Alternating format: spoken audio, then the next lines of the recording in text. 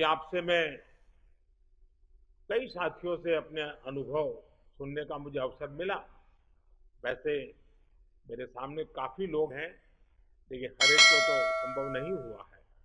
लेकिन हर एक के पास कुछ न कुछ नया था, कुछ न कुछ इनोवेटिव था और अपने तरीके से रास्ते खोजे थे। और सफलता के लिए यही सबसे बड़ा काम का होता है कि आप मूलभूत विचार को कितना लोकलाइज बना करके सेट करके उसका उपयोग करते हैं। कई अच्छे इनोवेटिव प्रयास है। जिन लोगों का आज बात करने का मौका नहीं मिला है, उनके पास भी बहुत कुछ होगा। मेरा आप सबसे आग्रह है कि आप बिना संकोच, आपको लगता है कि जो चीज आपने अच्छी की है, अच्छे ढंग से की है, वो मुझे जरूर भेजिए, लिख करके मेरे तक पहुंचाइए और मैं इसका अन्य जिलों में उपयोग कैसे हो इसकी जरूर चिंता करूंगा। क्योंकि आपकी मेहनत, आपके इनोवेशन ये देश के भी काम आने चाहिए। और मुझे विश्वास है आज जितनी बातें मेरे सामने आई, ऐसी बहुत सी बातें हैं जो हमें काम आएगी। और इसलिए मैं आपसे इंतजार करूंगा कि आप अपनी कुछ चीजें जरूर मुझे मेरे से शेयर करिए। आपके हर प्रयास की मैं भूरी भूरी प्रशंसा करता हूं, सराहना करता हूं। साथियों, हमारे देश में जितने जिले हैं उतनी ही अलग अलग चुनौतियां भी हैं। एक तरह से हर जिले के अपने अलग चैलेंजेस हैं। आप अपने जिले के चैलेंजेस को बहुत बेहतर तरीके से समझते हैं और इसलिए जब आपका जिला अगर जीतता है तो मतलब देश जीतता है। जब आपका जिला कोरोना को हराता है तो देश कोरोना को हराता है।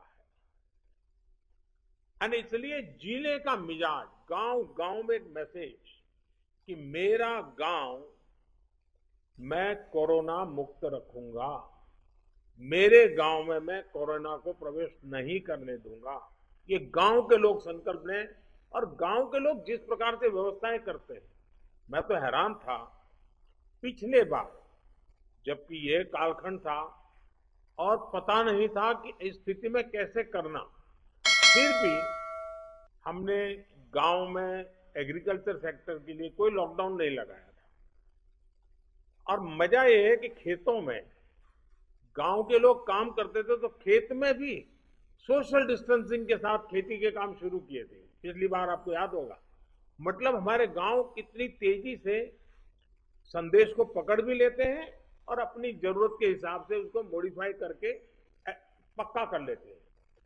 गांव की ये ताकत है। मैंने देखा है आज भी कई गांवों ने अपने यहाँ आना जाना सब बहुत अच्छे ढंग से मैनेज किया है। गांव की जरूरत के लिए एक या दो लोग बाहर जाते हैं, चीजें लेकर के आते हैं, गांव में बांट देते हैं और गांव में से कोई मेहमान भी आए तो उसको पहले बाहर रखते हैं। गांव की अपनी एक ताकत होती है, उस ताकत का अपना एक उपयोग होता है।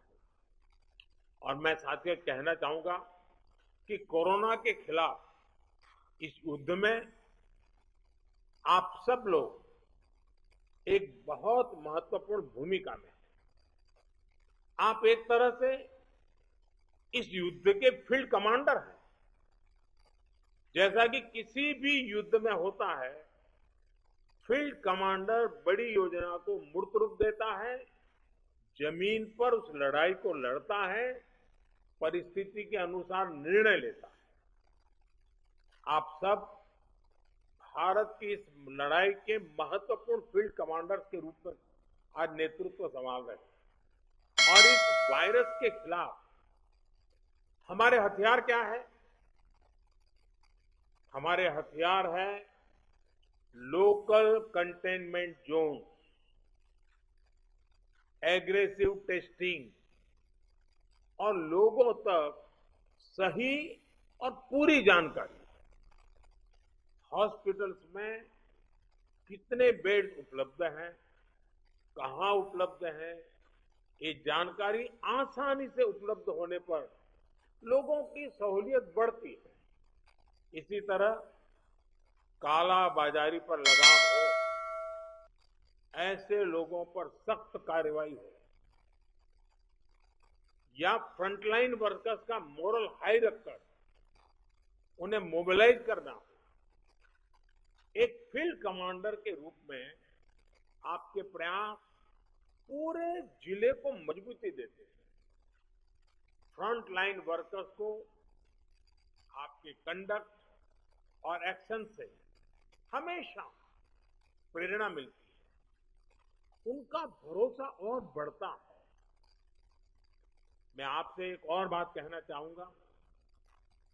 अब इसलिए अगर आपको कहीं लगता है कि सरकार द्वारा बनाई पॉलिसी में जिला स्तर पर किसी इनोवेशन की जरूरत है, उस इनोवेशन में से पॉलिसी को ताकत मिलेगी, तो मेरा आपको खुली छूट है, आप जरूर कीजिए। अगर ये इनोवेशन आपके जिले की स्थानीय जरूरतों के हिसाब से है, तो उसे उसी हिसाब में करिए। अगर आपको लगता है कि आपने जो इनोवेशन किया है वो पूरे प्रदेश के लिए या पूरे देश के लिए बेनिफिशियल है, तो उसे सरकार तक भी पहुंचाइए। अगर आपको अपने अनुभवों से तेजी से बदलती परिस्थितियों के हिसाब से पॉलिसीज में किसी सुधार की जरूरत लगती है, तो उसका भी फीडबैक जरूर पहुंचाइए, बिना संकोच पहुंचाइए। क्योंकि ये लड़ाई ऐसी है कि हम सब मिलकर के सोचेंगे, सब मिलकर के नई नई चीजें ले आएंगे, तब जाकर के हम कर पाएंगे।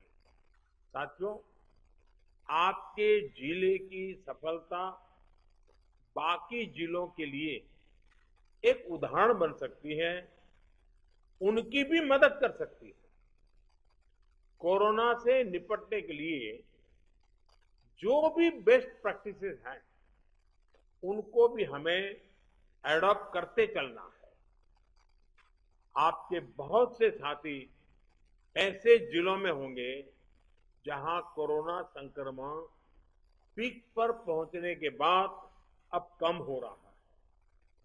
उनके अनुभवों से सीखकर आप अपने जिलों में अपनी रणनीति को और मजबूत करते रहेंगे, तो कोरोना के खिलाफ लड़ाई और आसान होगी। साथियों, इस समय कई राज्यों में कोरोना संक्रमण के आंकड़े कम हो रहे हैं, कई राज्यों में बढ़ भी रहे हैं।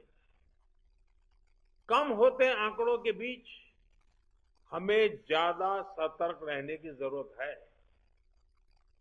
बीते एक साल में करीब करीब हर मीटिंग में मेरा यही आग्रह रहा है कि हमारी लड़ाई एक जीवन बचाने की है, एक एक जीवन बचाने की है। हमारी जिम्मेदारी संक्रमण को फैलने से रोकने की भी है, और ये तभी संभव है जब हमें संक्रमण की स्केल की सही जानकारी होगी। टेस्टिंग, ट्रैकिंग, आइसोलेशन, ट्रीटमेंट और कोविड एप्रोप्रिएट बिहेवियर, इस पर लगातार बल देने रहना जरूरी है। कोरोना की इस दूसरी वेव में अभी ग्रामीण और दुर्गम क्षेत्रों में हमें बहुत ध्यान देना है। इसमें फील्ड में बिताया हुआ आप सभी का अनुभव और आपकी कुशलता, ये बहुत काम आने वाली है। हमें गांव-गांव में जागरूकता भी बढ़ानी है और उन्हें कोविड के इलाज की सुविधाओं से भी जोड़ना है। बढ़ते हुए केसों के और संसाधनों की सीमाओं के बीच लोगों की अपेक्षाओं को उचित समाधान देना हमारी सबसे बड़ी प्राथमिकता है। सारी चुनौतियों के बीच समाज के सबसे निचले छोर पर खड़े व्यक्ति का चेहरा ध्यान में रखते हुए हमें काम करना है। उसका कष्ट दूर हो, उसको मदद मिले, हमें ऐसी व्यवस्थाओं को और मजबूत करना है। इस बहुत बड़े वर्ग तक जब प्रशासन का एक भी व्यक्ति पहुंचता है तो या उससे संपर्क करता है, उसकी बात सुनता है, तो उससे बहुत बड़ा विश्वास जगता है। बीमारी से लड़ने की उसकी ताकत कई गुना बढ़ जाती है। जैसे हम देखते हैं, जब होम आइसोलेशन में रह रहे परिवार के पास प्रशासन के लोग ऑक्सीमीटर लेकर जाते हैं, दवाएं लेकर जाते हैं, तो उसकी खोज खबर लेते हैं, तो उस परिवार को संबल मिलता है कि हम अकेले नहीं।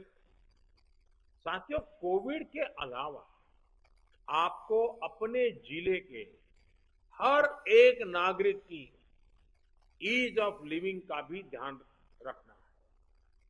हमें संक्रमण को भी रोकना है और दैनिक जीवन से जुड़ी जरूरी सप्लाई को भी बेरोक टोक चलाना है। इसलिए स्थानीय स्तर पर कंटेनमेंट के लिए जो भी गाइडलाइंस जारी की गई, उनका पालन कराते समय इस पर भी गौर करना है कि गरीब को परेशानी कम से कम हो, किसी भी नागरिक को परेशानी ना हो। साथियों, पीएम केयर्स के माध्यम से देश के हर जिले के अस्पतालों में ऑक्सीजन प्लांट लगाने पर तेजी से काम किया जा रहा है। कई अस्पतालों में ये प्लांट काम करना शुरू भी कर, जैसे अभी चंडीगढ़ का हमने सुना, कितना बेनिफिट हुआ उनको।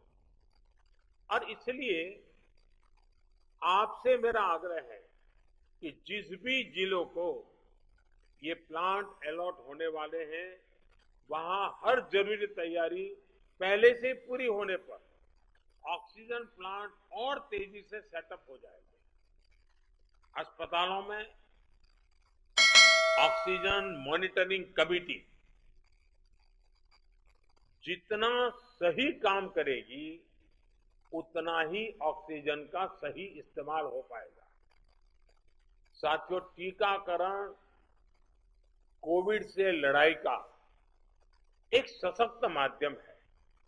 इसलिए इससे जुड़े हर भ्रम को हमें मिलकर के उसको निरस्त करना है। कोरोना के टीके की सप्लाई को बहुत बड़े स्तर पर बढ़ाने के निरंतर प्रयास किए जा रहे हैं। वैक्सीनेशन के लेकर व्यवस्थाओं और प्रक्रियाओं को हेल्थ मिनिस्ट्री लगातार स्ट्रीमलाइन कर रही है। कोशिश ये है कि अगले 15 दिन का शेड्यूल राज्यों को एडवांस में मिल जाए। इससे आपको भी पता रहेगा कि जिले में कितने लोगों के लिए वैक्सीन उपलब्ध होने जा रही है और आपको किस हिसाब से तैयारी करनी है।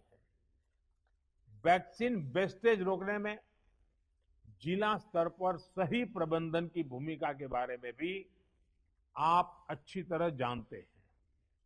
आपके सहयोग से वैक्सीन वेस्टेज पूरी तरह रुक सकती है। इतना ही नहीं, ऑप्टिमम यूटिलाइजेशन की दिशा में हम सफलतापूर्वक आगे बढ़ सकते हैं। साथियों, ये समय एक प्रशासक के साथ ही एक ह्यूमन रिसोर्स और लॉजिस्टिक मैनेजर के रूप में भी आपकी भूमिकाओं को टेस्ट कर रहा है।